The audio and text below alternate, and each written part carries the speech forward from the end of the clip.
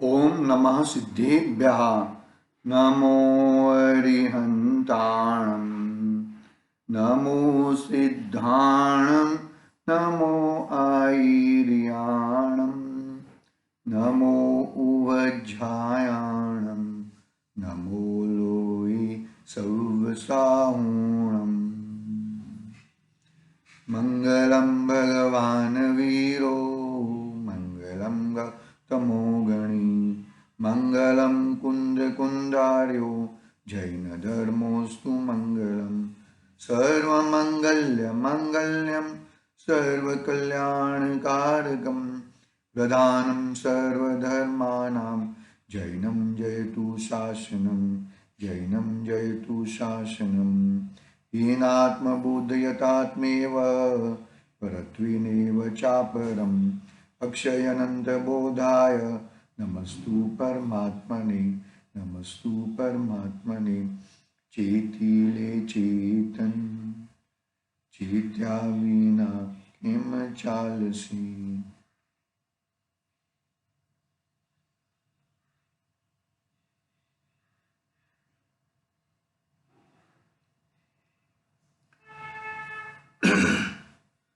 समाधि तंत्र पूज्यपाद स्वामी का महान ग्रंथ अपने सामने विराजमान है। गाथा क्रमांक 60 पे अपनी बात चल रही थी। 60 नंबर की गाथा में आचार्य देव यह कहते हैं कि अज्ञानता के कारण उसका ज्ञान समुद्र, ज्ञान ज्योति आच्छादित हो गई है। यदि वो चाहे तो अपने ज्ञान ज्योति को उघाड़ सकता है, उसकी ताकत है, उसके पास इतना है।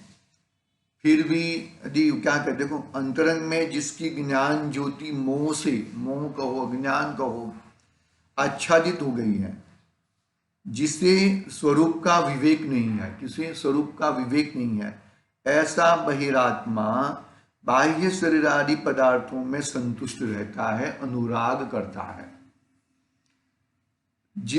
किंतु जिससे स्वरूप विवेक जागृत हुआ है, ऐसा अंतरात्मा बाह्य शरीर आदि पदार्थों में कौतुक अनुराग रहित होकर अंतरंग आत्म स्वरूप में ही संतोष करता है, मग्न रहता है। अंतर अपने आत्म स्वरूप में ही, अपने स्वरूप में, अपने स्वभाव में ही, अपने वस्तु स्वरूप में ही क्या करता है, अनुराग करता है। क्या करता है, अपने वस्तु में ही कौतुक करता है। यहां पर अमृतचंद्राचार्य देव की बात हम याद करें। यदि 34वां कलश है मेरे हिसाब से, 34वां कलश है, 23वां कलश देख लेना जरा, जो मेरे हिसाब से 34वां ही कलश है। तो ठीक इसी तरह यदि जो तूने आत्म भावना भाई, तो एक अंतर मुहूर्त में तुझे तेरा आत्म स्वभाव की प्राप्ति होएगी भैया। वजन में तेरा विवेक स्वरूप की तरफ, पर की तरफ तो नहीं है, पर की तरफ तू ले जाए वो तेरी भ्रांति है। पर का विवेक करे वो तेरी भ्रांति। हकीकत में तू पर का विवेक भी कर सकता नहीं है। विवेक यानी कि बाहर का विनय विवेक की बात नहीं है, अंदर की, उसका कुछ कर दू, उसका कुछ कर दू, उसका काम कर दू, उसका इनका काम, ऐसी बात तो बिल्कुल गलत, ये तो पॉसिबल ही नहीं है। तो क्या पॉसिबल है? पॉसिबल इतना है भैया, समझना बात को अच्छी तरह से, कि तू अपने स्वरूप का विवेक करेगा, अपनी वस्तु का विवेक करेगा तो ही तेरा कल्याण होएगा, बाकी अन्यथा तेरा कल्याण होने वाला नहीं है। देखो क्या कहा हाँ? कि किंतु जिससे स्वरूप विवेक जागृत हुआ है, ऐसा अंतरात्मा, मतलब कौतूहली बन, सभी पर पदार्थों को छोड़कर अपने अपनी वस्तु को जानने का कौतूहल बन। तू अपनी वस्तु का विवेक कर, अपने वस्तु में जागृत रहे। जो बाहर में जागृत है वो अंदर में सोते हुए हैं, और जो अंदर में जागृत हैं वो बाहर में सोते हुए दिख रहे हैं। तो बाहर का सोना वो मेरा है ही नहीं। बाहर में सो जा, बाहर में कुछ मतलब अंतरंग अंतरंग में जागृत हो जा, तो ही तेरा क्या होएगा कि भाई अंतरंग आत्मस्वरूप में संतोष करता हुआ मग्न रहता है। बस ये अपनी 60 नंबर का श्लोक पढ़ा था हमने कल, श्लोक पढ़ेंगे और आगे अपने को भावार्थ में जो पॉइंट पॉइंट दिए हैं ना, वो पॉइंट की चर्चा करनी है, बात करेंगे हम। 60 नंबर का श्लोक मेरे यहाँ पे पेज नंबर 117 नंबर का पेज है, हिंदी अनुवाद में। बहिस्तुतश्यति मूढ़ात्मा विहित ज्योतिरंतरे तुष्यंत प्रबुद्धात्मा बहिर्वृत कौतुक। कौतूहल से तू जान। ठीक, किसी को हम जानते हैं ना,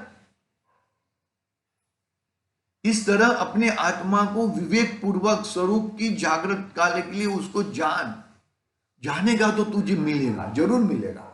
क्या कहते देखो हिंदी अनुवाद, आवृत अंतर ज्योति हो बाह्य विषय में तुष्ट, जागृत जग कौतुक तजी अंदर से संतुष्ट।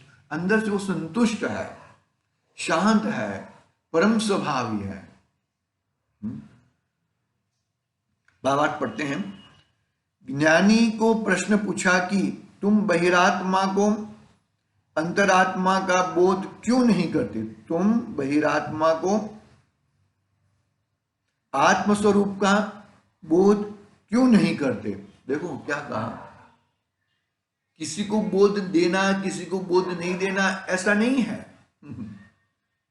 टीचर तो एक ही है, सभी विद्यार्थियों को पढ़ाते हैं। ऐसे आचार्य देव तो सभी को देते हैं। ऐसे बहिरात्मा है, उसको अरे उसकी योग्यता नहीं है, अरे वो बाहर में कितना भी अंदर की बात करे लेकिन वो उसको बाहर की बात जमती है। वो बहुत गड़बड़ करने वाला आदमी है। बहुत गड़बड़ करने वाला आदमी है, यानी कि क्या, कि भाई निरंतर अपने स्वरूप में रहना नहीं चाहता, बाहर में घूमना चाहता है वो। बस देखो क्या कहते हैं, तुम आचार्य देव, तुम बहिरात्मा को आत्मस्वरूप का बोध क्यों नहीं करते? देखो जो अभव्य है वो तो ये पाने वाला ही नहीं है, वो चीज मायाचारी है, अंदर में कुछ बाहर में कुछ अभव्यता है, वो तो ये पाएगा ही नहीं, उसको तो ये मिलेगा ही नहीं भैया। वो तो इससे ये आत्मिक सुख से वांछित ही रहने वाला है। तो ऐसे बहिरात्मा को तुम चाहे कितना भी करो, कितने भी बोध दो, लेकिन वो बोध को ग्रहण नहीं कर पाएगा। बोध को ग्रहण कैसे किया जाए, एक बात समझो। पहले 6 द्रव्य, 7 तत्व, 9 पदार्थ, उसका बंधारण क्या है, किस तरह से कौन से किस किस तत्व क्या क्या काम करते हैं, कौन सा द्रव्य क्या काम करता है, कौन सा द्रव्य किसमें घुस सकता है, कौन सा द्रव्य किसमें नहीं घुस सकता, कोई द्रव्य एक दूसरे के अंदर घुस सकते हैं कि नहीं घुस सकते, एक दूसरे में हस्तक्षेप कर सकते हैं कि नहीं कर सकते। इस बंधारण एकदम मगज में ठसोठस बैठना चाहिए। ऐसा नहीं है ठसोठस बैठने के बाद भी जब परीक्षा आती है ना तब आगे पीछे हो सकता है, लेकिन फिर भी वापिस आने की संभावना है। ऐसा नहीं है, वो परिस्थिति हिसाब से आगे पीछे हो सकता है, हो गया कोई बात नहीं है, लेकिन वापिस आने की संभावना बहुत ज्यादा बढ़ती है। वो जीव वापिस जरूर आ जाता है ना। जो मानो कि चतुर्थ गुणस्थानवर्ती जीव है वो 6 महीने तक बाहर रह सकता है, पंचम गुणस्थानवर्ती व्रती जीव है वो 15 दिन तक बाहर रह सकता है। आत्मा का सुसंवेदन चालू है, वो कार्य हो रहा है, लेकिन बाहर में कुछ अलग ही कार्य हो रहा है। बाहर के ज्ञानियों के बाहर के कार्यों के मत देखो, आंतरिक अवस्था देखो भैया। और मुनिराज, धन्य मुनिराज, एक अंतर मुहूर्त के लिए भी बाहर जा सकते हैं। ये है, व्यवस्था है, नहीं ऐसा नहीं है, व्यवस्था है, पड़ी हुई है। एक अंतर मुहूर्त समय के लिए बाहर रहे और एक समय के लिए वापस आत्मा में आ गए, वापस बाहर चले गए। पॉसिबिलिटीज है ये सब नहीं है पॉसिबिलिटी, ऐसा नहीं है, ये हर चीज की पॉसिबिलिटीज है। लेकिन भाई वो किसको पॉसिबल है? एक तो मेन तो उसका कैटेगरी भव्यता में होनी चाहिए। एक बात भव्य होना चाहिए, बहिरात्मपना को देखा है और देख के उसको छोड़ा है, अंतरात्मा को भी देखा है, उसको ग्रहण किया है। बस बहुत ही समस्या, सर्व प्रकार की समस्या को छोड़कर, लेकिन जो समस्या छोड़ना ही नहीं चाहता, उस समस्या में और उलझाना चाहता है, तो गड़बड़ है भैया। फिर उसका हम कुछ नहीं कर सकते। देखो क्या कहते हैं, हाँ, तुम बहिरात्मा को आत्मस्वरूप का बोध क्यों नहीं करते? उसके प्रत्युत्तर में ऐसा कहा कि, देखो क्या कहा, एक फर्स्ट पॉइंट, बहिरात्माएं वस्तु स्वरूप से अत्यंत अज्ञान है। वस्तु स्वरूप को पहले कहा ना कि भाई 6 द्रव्य, 7 तत्व, गुण, द्रव्य गुण पर्याय, क्रमबद्ध पर्याय, निश्चय व्यवहार का स्वरूप, कारण शुद्ध पर्याय, 47 शक्तियां, 47 नए व्यवहार निश्चय का स्वरूप, 6 द्रव्य, 7 तत्व, ये सब का ये वस्तु स्वरूप से अज्ञात है। वे इतने मूढ़ है कि उनको बोध करो या ना करो, इनके लिए सब समान है। पत्थर पे पानी डालो या न डालो, सब एक समान है, ऐसा है। वो श्लोक नंबर 58 के हिसाब से फर्स्ट पॉइंट कहा। फिर आगे देखते हैं, देखो दूसरा पॉइंट, फिर श्लोक नंबर 59। ये 3 श्लोक बहुत याद करने जैसे हैं, 58, 59 और 60। देखो क्या कहा, 59 नंबर के श्लोक के माध्यम से वापस कोटेशन दिया। देखो, आत्मस्वरूप संवेदन गम्य है, वह शब्दों द्वारा अन्य को समझाया नहीं जा सकता और वह समझते भी नहीं, इसलिए उसको बोध करना व्यर्थ है। वापस दूसरा पॉइंट कहा।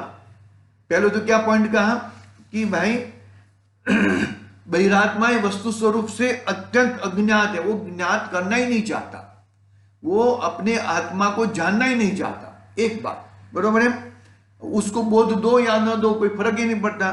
फिर दूसरा पॉइंट, आत्मस्वरूप संवेदन गम्य है, आगम का सेवन, युक्ति का अवलंबन, परापर गुरु का उपदेश, वो तो निमित्त कारण है, हकीकत कारण, स्वयं कारण, उपादान कारण तो आत्मा ही है। बस में तो आत्मस्वरूप संवेदन गम्य है, वह शब्दों द्वारा अन्य को समझाया नहीं जा सकता, वह समझते भी नहीं है। अरे क्या बकवासगिरी कर रहे हैं, होता है ऐसा। अरे कौन बड़े बड़े ज्ञानी हो वैसे कह देते हैं।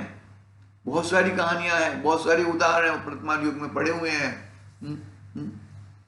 वह समझते भी नहीं है, इसलिए उनको बोध करना व्यर्थ है, इसलिए उनको बोध करना व्यर्थ है। ऐसे 59 नंबर का श्लोक आचार्य श्री ने बताया था।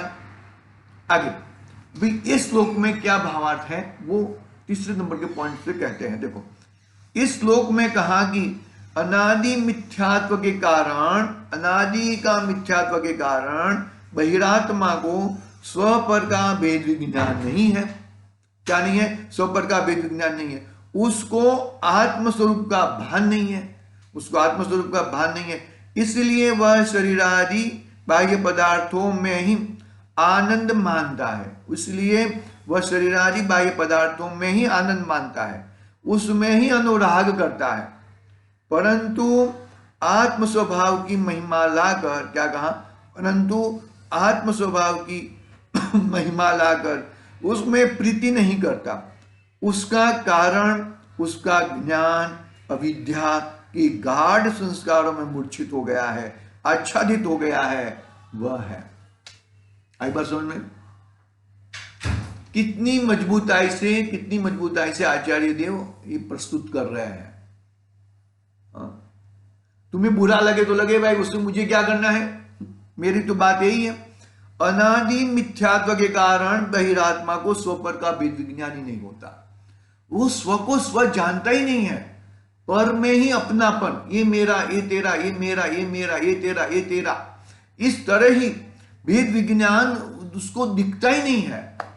तू मैं कर, तू मैं पूरा सगड़ सकल विश्व तू मैं, और मैं मेरा आत्मा, ऐसे इस प्रकार का भेद विज्ञान होता ही नहीं है उसको आत्मस्वरूप का भान नहीं है। इसलिए वह शरीर आदि बाह्य पदार्थों में ही आनंद मानता है, इसलिए वह शरीर आदि बाह्य पदार्थों में ही आनंद मानता है, उसमें ही अनुराग करता है, उसमें ही अनुराग करता है। परंतु आत्म स्वभाव की ही महिमा लाकर, परंतु आत्म स्वभाव की महिमा लाकर उसमें प्रीति नहीं करता, उसमें प्रीति नहीं करता। उसका कारण उसका ज्ञान अविद्या की घाट संस्कार में मूर्छित हो गया है, आच्छादित हो गया है, वह है। एक बात समझ में भैया, बहुत ही समझने जैसी बातें हैं। शांति पूर्वक, धीरज पूर्वक आगे आगे बढ़ना चाहिए। मतलब स्वरूप का चिंतन के सहित में, स्वरूप का चिंतन के साथ में हमें आगे बढ़ना चाहिए। मैं कौन हूं, मेरा स्वरूप क्या है, मेरा क्या चीज है, उसको पकड़ के आगे बढ़ना चाहिए। उसको जब तक तुम नहीं पकड़ोगे तब तक तुम्हारा कुछ होने वाला नहीं है भैया। मतलब इस तरह से हमें रियली, इस तरह से हमें पुरुषार्थ, निरंतर पुरुषार्थ करते रहना चाहिए, निरंतर। देखो क्या कहता है यहां पर, अंतरात्मा को विवेक ज्योति प्रकट हुई है, इसलिए उसको शरीर आदि बाह्य पदार्थों में प्रीति नहीं है। अंतरात्मा को विवेक ज्योति प्रकट हुई है, इसलिए शरीर आदि बाह्य पदार्थों में प्रीति नहीं है। उनमें उसे कहीं सुख भाषित नहीं होता, उनमें उसे कहीं सुख भाषित नहीं होता। वह उस ओर से उदासीन रहता है, उसकी ओर से वह उदासीन रहता है। क्या रहता है? उदासीन रहता है। वह वहां से हटकर स्वसन्मुख होकर आत्मस्वरूप में स्थित होने के लिए सदा पर प्रयत्नशील है। जहां उसको एक ज्ञान दशा वर्तती हो, वहां उसे अन्य को बोध देना रुचिकर कैसे लग सकता है? रुचिकर नहीं लगता है। क्या कहा? अंतरात्मा को विवेक ज्योति प्रकट हुई है। विवेक ज्योति का मतलब क्या? भाई मेरी चीज मेरे पास है, मेरी चीज मेरे पास है, और ये सब बाहर में चीज है, इससे कोई मतलब नहीं है। क्या है? विवेक ज्योति बहुत जरूरी है। हम विवेक तो करते ही हैं। हम कैसे विवेक करते हैं कि भाई ये घर मेरा है, ये घर तेरा है, ये मेरा है, ये तेरा है। हम बरोबर कहां पे अपने घर पे आते हैं तो डोरबेल, किसकी डोरबेल लगाते हैं? अपने घर की बाजू के घर की डोरबेल नहीं लगाते। बहुत अच्छी तरह से विवेक करते हैं। लेकिन वो विवेक बाहर का विवेक, ऐसा ही अंदर का विवेक, अंदर का विवेक क्या है? डोरबेल लगानी है ज्ञान स्वरूपी आत्मा के साथ, अज्ञानता के साथ नहीं। मैं तो ज्ञान स्वभावी आत्मा हूं, ये मेरा घर है, ज्ञान स्वरूपी में वो मेरा घर है, अज्ञान स्वरूपी वो मेरा घर नहीं है। ऐसा विवेक जागृत करके देखो, ऐसा शरीर आदि बाह्य पदार्थों में प्रीति नहीं है। बाह्य पदार्थों में, बाह्य पदार्थ है, प्रीति नहीं है। बाह्य पदार्थों की भाई उसका अस्तित्व है, नहीं ऐसा नहीं है। उसका अस्तित्व होने के बावजूद भी मैं उनसे तद्दन भिन्न हूं, उनसे मेरा कोई लगाव नहीं है। वो जुदे हैं, उनका द्रव्य क्षेत्र काल भाव जुदा है और मेरा द्रव्य क्षेत्र काल भाव जुदा है। उसकी चाल अलग है, मेरी चाल अलग है। अरे बहुत समझने जैसी बातें हैं, बहुत ही समझने जैसी बातें हैं। कुछ गड़बड़ नहीं करना है हमें किसी भी प्रकार की गड़बड़ नहीं करना है। देखो वेद विज्ञान, उसको आत्मस्वरूप का भान नहीं है। किसको? क्या क्या कहानी नहीं, यहां पर नीचे का पैराग्राफ, अंतरात्मा को विवेक ज्योति प्रकट हुई है, इसलिए उसको शरीर आदि बाह्य पदार्थों में प्रीति नहीं है। एक बात। दूसरी बात, उनमें उसे कहीं सुख भाषित नहीं होता। क्या कहा, बहुत इंपॉर्टेंट बात। सुख मेरे अंदर ही है, सुख सुख का छलोछल भरा हुआ हूं, लबालब भरा हुआ हूं मैं, सुख मेरे अंदर ही है, मेरे मेरे बाहर सुख है ही नहीं भैया। विश्वास होना चाहिए। तुम उदाहरण खुद घटाओ, खुद घटाओ भैया। जिसके आदि मध्य और अंत में, क्या कहा, आदि में वो सुख प्राप्त करने के लिए दौड़ो, विषयों के भोगों को प्राप्त करने के लिए दौड़ो, बरोबर है, वो आदि हो गया, वो कमाओ धमाओ घर बनाओ, वो करो वो करो, बरोबर है, आदि हो गया। मध्य यानी कि वो सुख भोगते भोगते, वो भी दुख, और सुख भोगने के बाद भी दुख। अरे वो सुख है ही नहीं, वो सुखाभास है, दुख ही है। कुत्ता है, वो हड्डी चबा रहा है, याद रखना भैया, बहुत मार्मिक बात है। हड्डी चबा रहा है, क्या चबा रहा है, हड्डी चबा रहा है, और क्या समझ रहा है कि अपना जड़वा फड़ रहा है, और मान रहा है कि हड्डी में से रुधिर आ रहा है, लोही आ रहा है। कितनी कितनी जबरदस्त बात है भैया। वो मान रहा है, वो क्या मान रहा है, वो अपने आप को समझ नहीं पा रहा। अरे बहुत गड़बड़ कर रहा है, इतनी गड़बड़ कर रहा है कि ना पूछो की बात, इतनी गड़बड़ कर रहा है, मतलब अरे ये रुधिर कहां से आ रहा है, उसको उसका भान नहीं है। बाद में बहुत जड़वा फट जाता है। उदाहरण के तरह को, यहां पर क्या हुआ कि सुख बाहर से मिलता नहीं है, सुख अंदर ही है। वह उस ओर से बहुत उदासीन रहता है, वह उस ओर से बहुत उदासीन रहता है। वह वहां से हटकर सन्मुख होकर आत्मस्वरूप में स्थित होने के लिए सदा प्रयत्नशील है। वह वहां से हटकर, कहां से हटकर, कहां से हटकर, बाहर की ओर से, उसकी दृष्टि बाहर की ओर से हटकर अंदर की ओर, अंदर की ओर देखो, वह वहां से हटकर स्वसन्मुख होकर आत्मस्वरूप में स्थित होने के लिए सदाई प्रयत्नशील है, सदाई निरंतर प्रयत्नशील है। कौन? अंतरात्मा, अंतरात्मा। चुक न जाओ अंतिम दाव, ये अंतिम दाव है, ऐसा समझ के चलो, ये अंतिम दाव, चुक न जाओ भैया।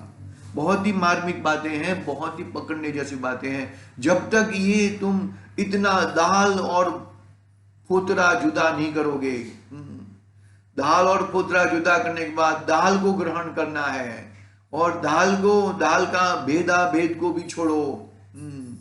दाल वही मैं हूं, आत्मा वही मैं हूं, रागादि विकारी भाव वो तो छोड़ दिए।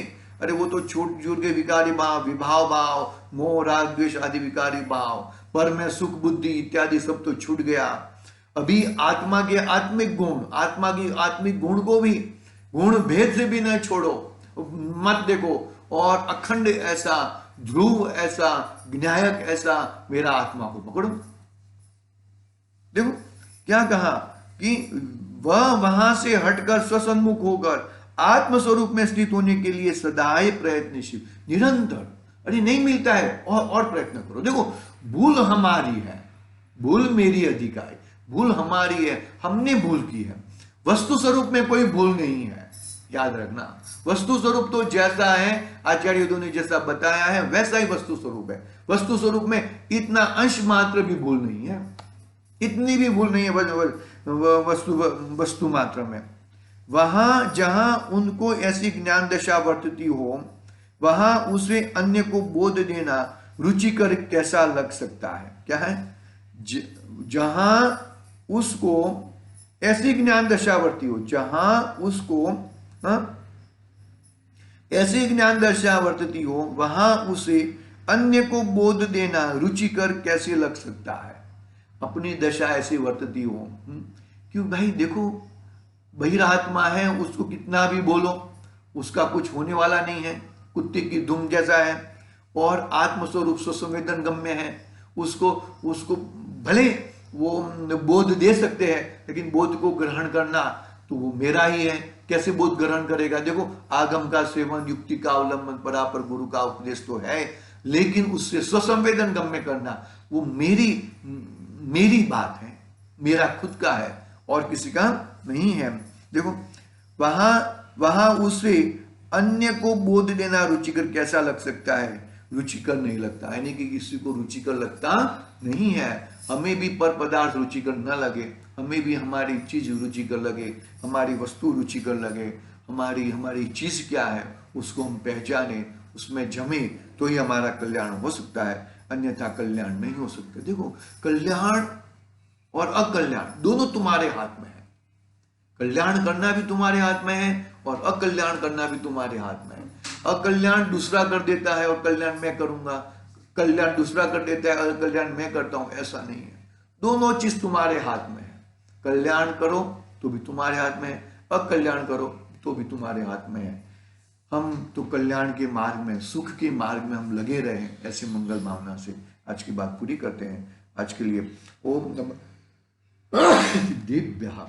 निज निधि निज में बताई,